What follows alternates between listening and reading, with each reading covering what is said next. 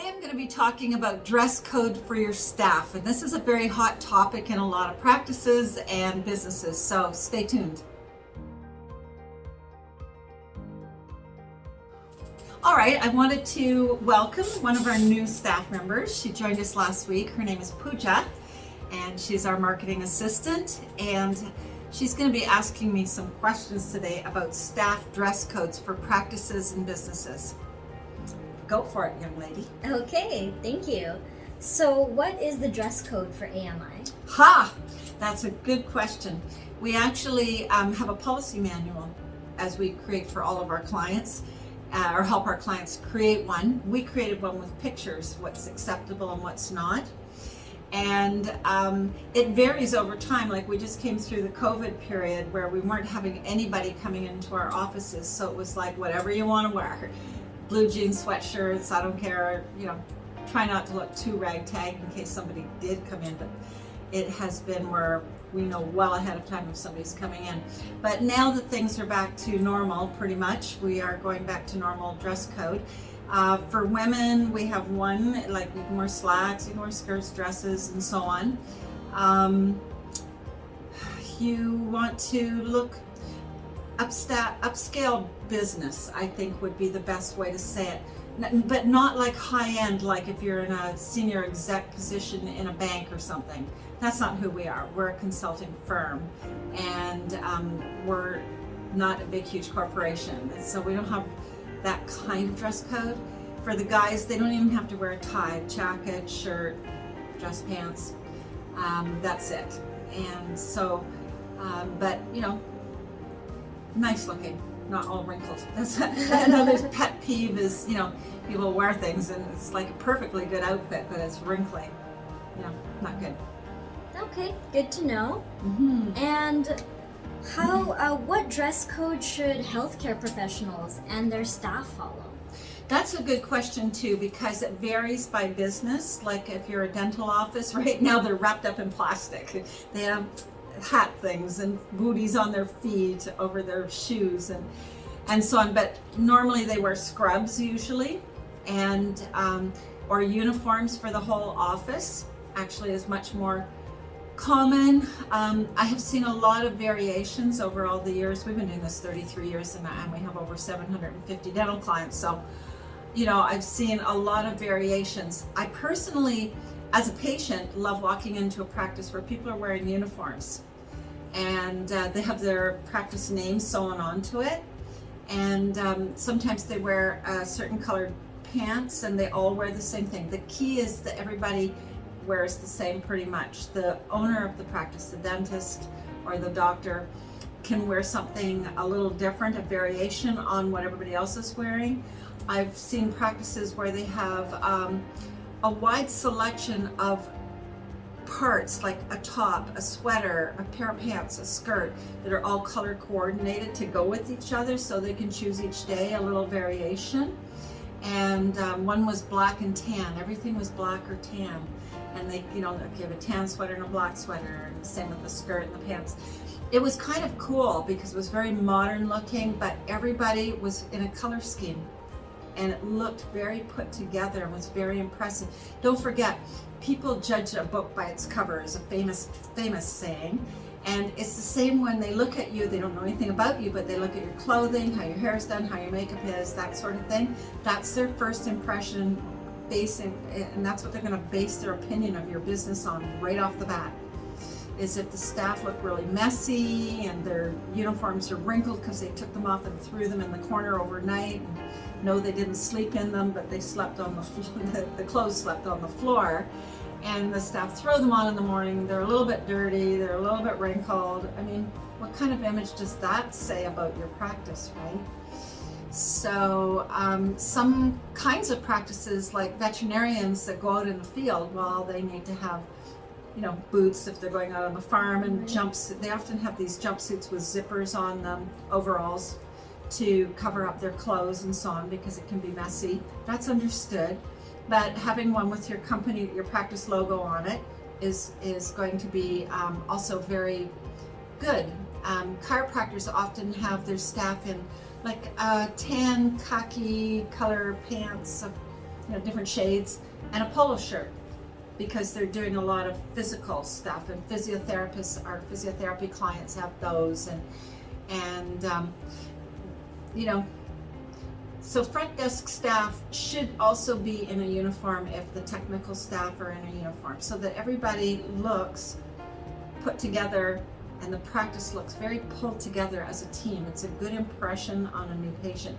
Maybe it's not what you love to wear, and sometimes I get dressed in things I don't love to have to get dressed in. I'd rather be in blue jeans and a sweatshirt, but that wouldn't be appropriate for what we're doing, and neither would it be in a healthcare practice. Okay, yeah, makes sense. And so what is your policy on hair care in the workplace? Okay, I've walked into many healthcare practices to meet with the doctor, and the first person I see usually is the receptionist. Oh my gosh, I have seen girls take their hair, pull it up in a bun, and just kind of stick a pin in it or a pen in it, and it's sticking out, and it looks very current, quote unquote current. It looks current, messy, and after hours on your own personal time, why not? If that's what you want to do, I'm totally cool with it. But in the practice, I want to see it well groomed, pulled back, use a little hairspray to take the loose ends and smooth them out. And you're a good example of how it should look if they pull their hair back. Because you have very long hair, which is very beautiful, and I love it when you wear it down, don't get me wrong. But if you're going to wear it pulled back, you do what you've done. You've made it very smooth and elegant looking. So I don't care if it's long, keep it curly, straight, I don't care. As long as it looks cared for and groomed. And I think that's the key to it. Just like with makeup, there should be, if you need makeup to have a little blush on your cheek and some red on your lips or color, by all means, that should be what is done, because you, as a member of a company or a practice, are representing that company or practice, and your grooming shows whether people care or not. And healthcare professionals, more than most businesses, need to have attention to that, because you're doing personal things with this person, right? Or their animal if you're a veterinarian, but the person is right there, the client is right there. And so having your image be very upscale is a very good thing to do. Okay. And not that I have any or that I'm planning to get one anytime soon, but what is your stance on tattoos? Okay, good. That's an interesting question that comes up, as a lot of people have them nowadays.